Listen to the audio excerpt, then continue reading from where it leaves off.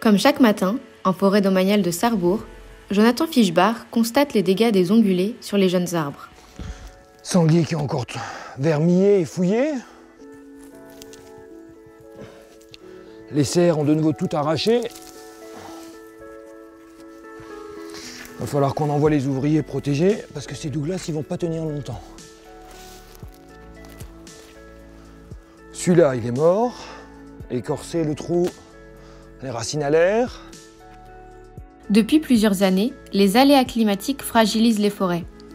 Pour y faire face, l'ONF plante plus que d'ordinaire avec des essences plus diversifiées et adaptées à la chaleur de demain.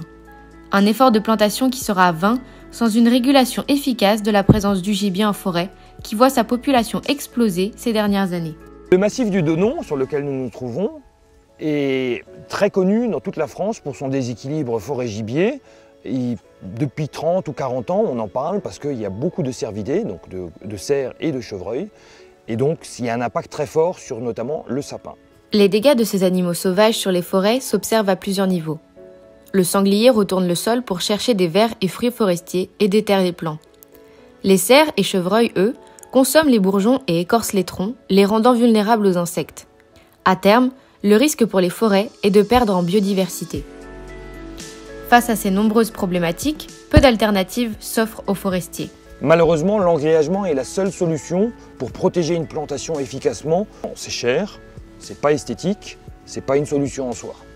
La protection n'est pas une solution en soi. On ne peut pas protéger toute la forêt, chaque arbre, chaque semis, on ne peut pas tout protéger.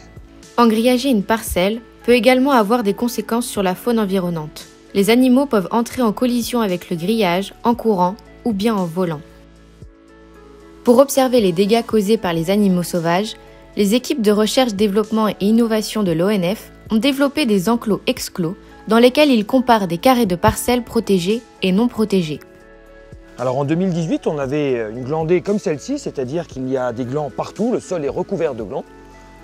Donc on pouvait espérer que les sangliers ne mangent pas tous les glands et qu'il y en ait quelques-uns qui lèvent. Malheureusement, ce qu'on constate, c'est que le sanglier a consommé des glands, mais en fouillant le sol également, il a en permanence remué les jeunes semis et les a déterrés, qui ont séché. C'est pour ça qu'on voit que dans l'enclos, il y a des semis qui sont intacts, parce qu'il n'y a pas de sanglier à l'intérieur, alors qu'à l'extérieur, rien ou presque rien n'a survécu. Sans la chasse, les populations de gibier vont continuer d'augmenter, comme le sanglier qui double au minimum sa population par an. Le gibier, il est nécessaire à la forêt parce qu'il a aussi un impact positif, ça fait partie de la biodiversité, mais en surnombre, son impact est trop dommageable actuellement.